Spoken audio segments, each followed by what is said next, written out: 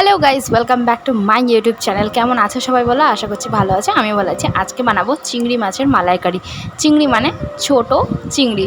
তো দেখো এখানে ছোট চিংড়ি কিন্তু ছোট চিংড়ি বলে। তো ছোট চিংড়িগুলোকে দেখো এখানে কিন্তু একটু সামান্য পরিমাণে হলুদ আর লবণ দিয়ে কিন্তু মাখিয়ে রাখা হয়েছে। তো চলো এবার উপকরণগুলো দেখে নেওয়া যাক। এখানে তোমরা দেখতে পাচ্ছ জিরের গুঁড়ো, এখানে আছে ধনের গুঁড়ো।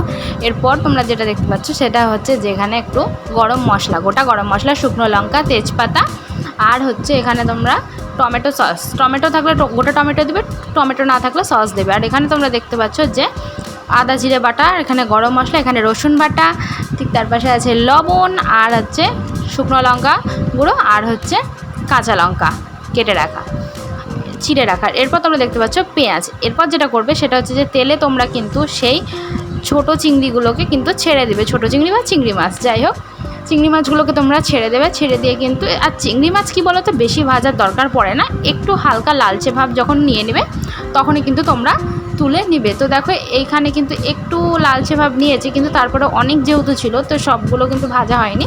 তো কিছুটা ভেজে নেওয়ার পরে দেখো পুরো হালকা হালকা একটা লালচে ভাব হয়েছে, তুলে নেওয়া হয়েছে। জাস্ট রঙটা দেখো, খুব বেশি ভাজবে না, একদম হালকা করে ভাজবে।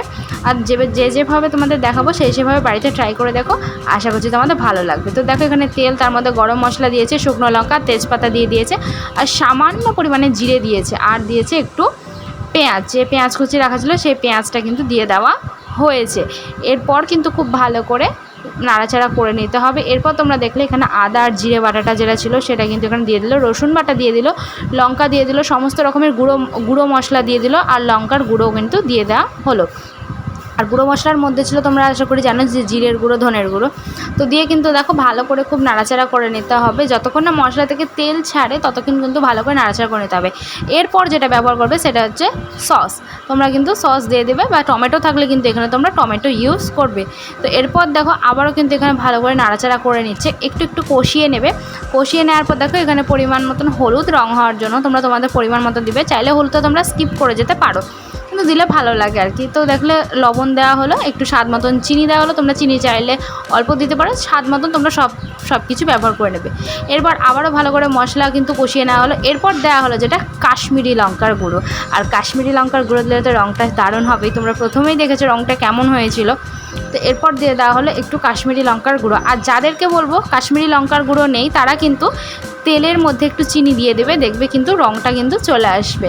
এরপর তোমরা দিলে গরম মশলা। এরপর তোমরা দেখতে পাচ্ছ যেখানে কিন্তু গরম মশলা ব্যবহার করা হয়েছে। গরম মশলার পর কিন্তু সেই চিংড়ি মাছগুলোকে কিন্তু দিয়ে দিতে হবে। আর দিয়ে তারপরে যে নারকোলের দুধ, যেটা মেন মালাইকারিতে লাগে, সেটা হচ্ছে যে নারকোলের দুধ বা একটু নারকোল বাটা, দুধটাও দিলে হয়। এখানে আমরা নারকোল বাটা, দুধ দুটোই ইউজ করেছি, বাটাটাও কিন্তু নিয়েছি।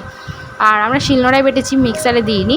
তো একটু দরকচরা ভাব ছিল, ভালো লাগে বেশ খেতে। এরপর সেই বাটিগুলা জলটা দিয়ে দেওয়া হলো, আর দিয়ে কিন্তু খুব একটু 5 মিনিট মতন একটু ফুটিয়ে নেওয়ার পর কিন্তু এখানে দেখলে ঘি দিয়ে দেওয়া হলো। এরপর দেখলে কাঁচা লঙ্কা কিন্তু দিয়ে দেওয়া হলো, আর দিয়ে কিন্তু তৈরি হয়ে গেল আমাদের ছোট ছোট চিংড়ি কিন্তু মালাইকারি। আশা করছি তোমাদের রেসিপিটা ভালো লেগেছে। ভালো লাগলে লাইক করবে, কমেন্ট করবে, শেয়ার করবে।